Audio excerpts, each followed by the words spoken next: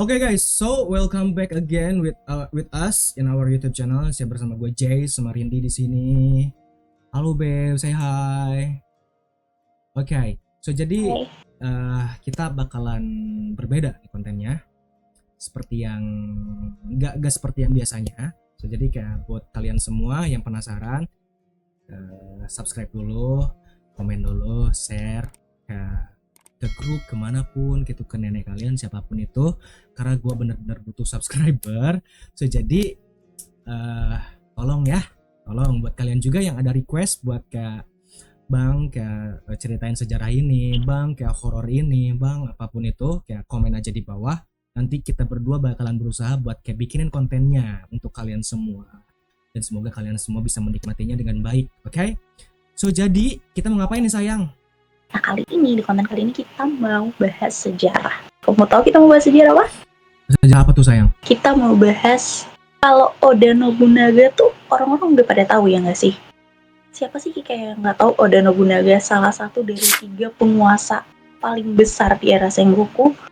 Salah satu orang yang berpengaruh dalam penyatuan Jepang. Ya kan, orang-orang udah pada tahu karena Oda Nobunaga ini juga sering disebut terutama di game atau anime atau film apapun itu yang biasanya bawa-bawa sejarah Jepang, biasa nama Oda Nobunaga ini gak lepas.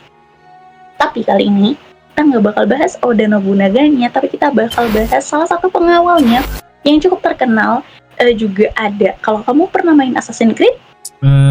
Enggak sih, karena aku cuma nonton di orang-orang, karena aku itu di PS5, aku punya PS4, cuma punya PS4, jadi ya kurang lah, kayak tolong lah gitu loh. Oke, sorry, my bad. So kalau di game Assassin's Creed tuh ada, kalau nggak salah karakternya, ada juga anime yang bahas soal yang mau aku ceritain ini. Ada juga kalau nggak salah kemarin sempat seliweran ya di TikTok, di FYP aku gitu ya, soal orang ini. Siapa dia? Namanya itu Yasuke.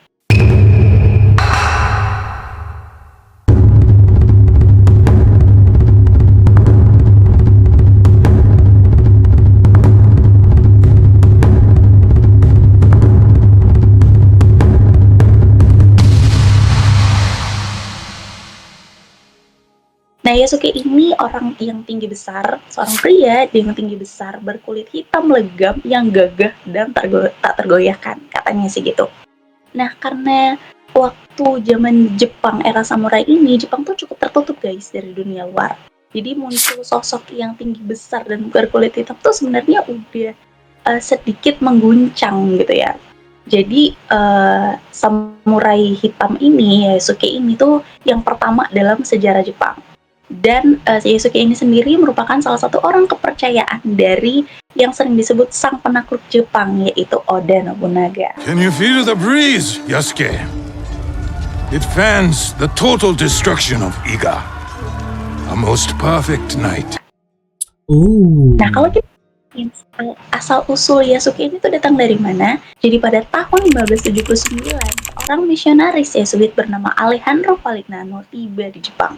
Nah, barengan sama si Alejandro ini, datanglah seorang penjaga pribadi yang membuat semua orang diam. Karena seperti yang aku tadi udah bilang, Jepang tuh cukup tertutup guys. Jadi orang-orang dengan warna kulit yang berbeda, tinggi badannya berbeda tuh mereka belum pernah lihat karena tertutupnya Jepang saat itu.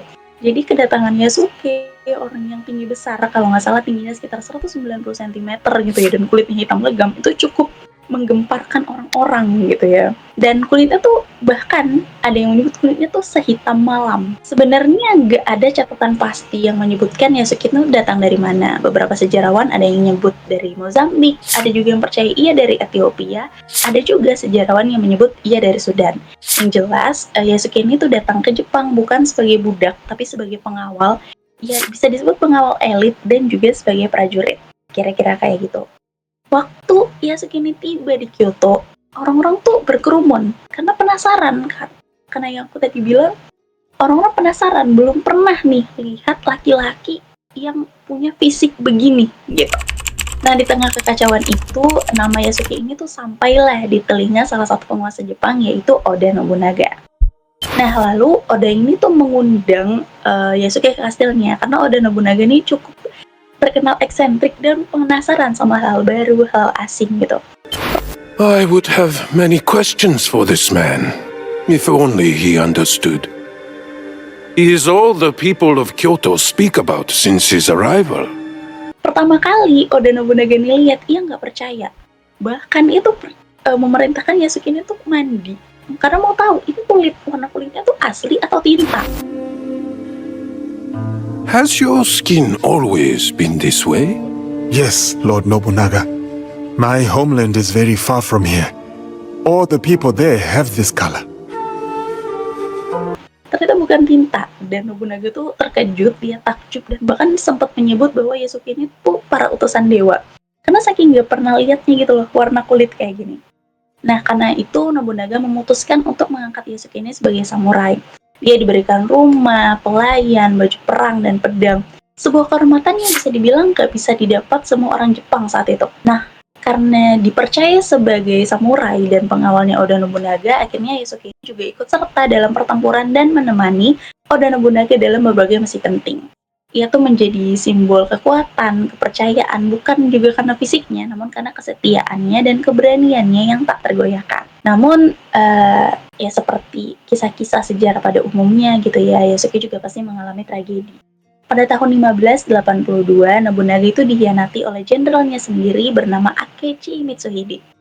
Nah, peristiwa ini terkenal sebagai peristiwa Honnoji. Nah, aku nggak tahu gimana nyebutnya, nanti teman-teman bisa koreksi aku ya. Di peristiwa ini, Oda Nobunaga tuh dikepung di kuilnya sendiri oleh pasukan Mitsuhide. Jadi Mitsuhide itu mengkhianati Oda Nobunaga, kira-kira kayak gitu ya. Tapi semuanya sia-sia, pengepungan itu sia-sia karena sebelum pasukan Mitsuhide itu sempat ngebunuh Oda Nobunaga. Nobunaga ini melakukan seppuku. Seppuku itu salah satu ritual yang dilakukan samurai untuk mencegah kehormatannya jatuh. Jadi kalau misalnya dia udah terkepung sama musuh, dia berada di ambang kekalahan, biasanya samurai Jepang akan melakukan seppuku, mengambil nyawanya sendiri gitu ya. Seppuku ini mungkin teman-teman bisa tahu mirip sama harakiri, tapi seppuku ini dilakukan ada ritual khususnya gitu ya, biasa dilakukan sama samurai gitu. Nah, biasanya dilakukan ya untuk menjaga kehormatan, biar nggak ditangkap, nggak jatuh kehormatannya sebagai samurai, jadi dia bisa tetap meninggal sebagai samurai. Yasuke ini tuh juga ditangkap sama Mitsuhide saat itu, namun dia nggak dibunuh. Karena Mitsuhide menganggap Yasuke ini tuh bukan orang Jepang dan nggak pantas mati sebagai samurai. Namun setelah penangkapan itu dan nggak dibunuh, kisah akhir hidup Yasuke ini sendiri tuh misteri. Yasuke itu seperti hilang dari sejarah. Beberapa orang ada yang percaya ia kembali kepada misionaris, ada yang percaya ia kembali ke tanah asalnya, namun nggak ada catatan sejarah yang tepat menyebut ia sebenarnya kemana dan akhir hidupnya gimana. Namun kalau bisa satu hal yang bisa kita pastikan gitu ya, meskipun akhir hidupnya nggak pasti dan ia datang sebagai orang asing, Yasuke ini tuh menjadi legenda. Orang asing yang menjadi samurai dan berdiri sejajar dengan pendekar Jepang.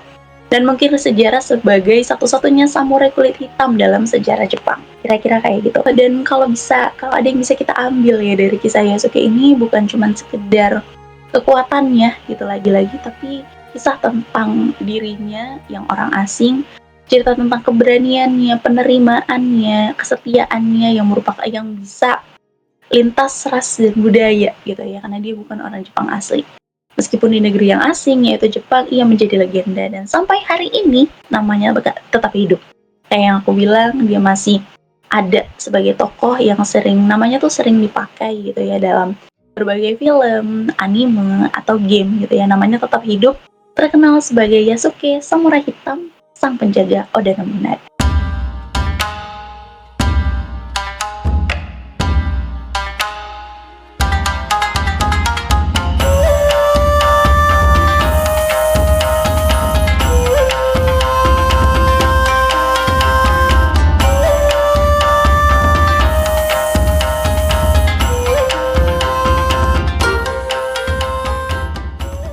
Kira-kira kayak gitu, Bu. Ada yang mau kamu tanya ya?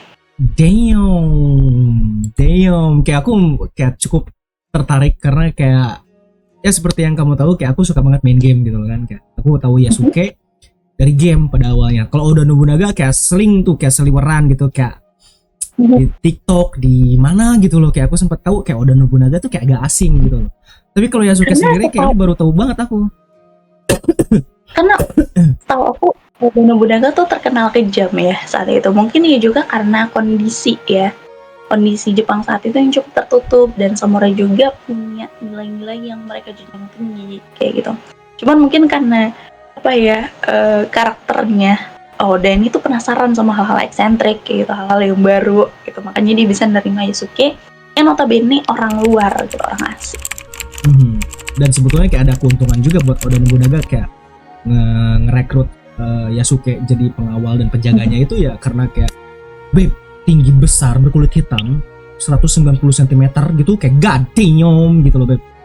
Ada untungin gitu loh, makanya kayak Oda Nobunaga mungkin bisa menang di beberapa pertempuran ya karena kayak dibantu sama Yasuke juga gitu, kayak agak ngeri gitu loh kan, kayak setinggi itu gitu loh. Karena kayak ngelihat fisiknya aja pasti udah kayak gitu kan. Iya kayak siapa nih gitu.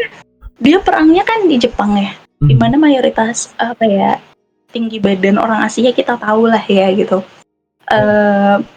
Biasanya nggak sampai setinggi itu, ada tapi mayoritasnya nggak setinggi itu. Jadi ngelihat orang setinggi itu dengan berkulit gelap di medan pertempuran, ngelihatnya aja pasti udah kayak oke.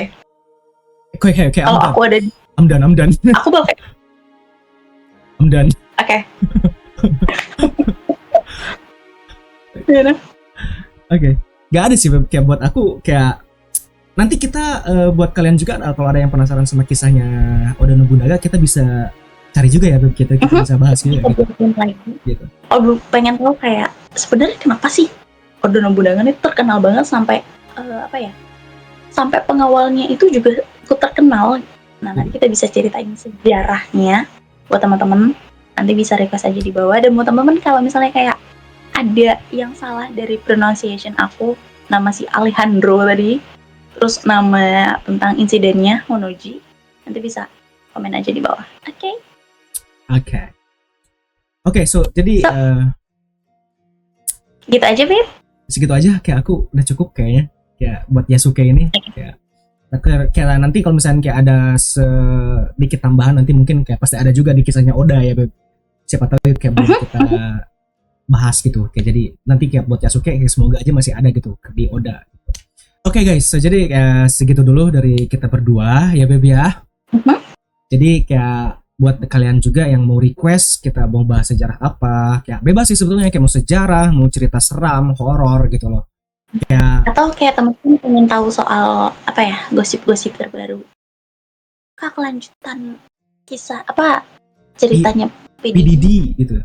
Atau case-case terbaru dari internet gitu loh, kayak kabar-kabar yang viral nanti kita bahas juga, kayak komen aja di bawah guys buat kalian yang pengen kita bahas, kita berdua bahas gitu. So jadi segitu dulu nanti, aja.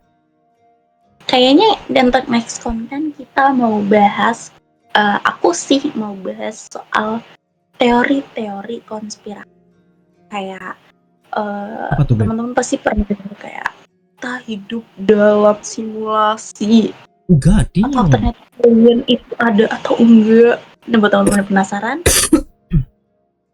stay tune for the next content. Jangan lupa nyalain lonceng ya guys.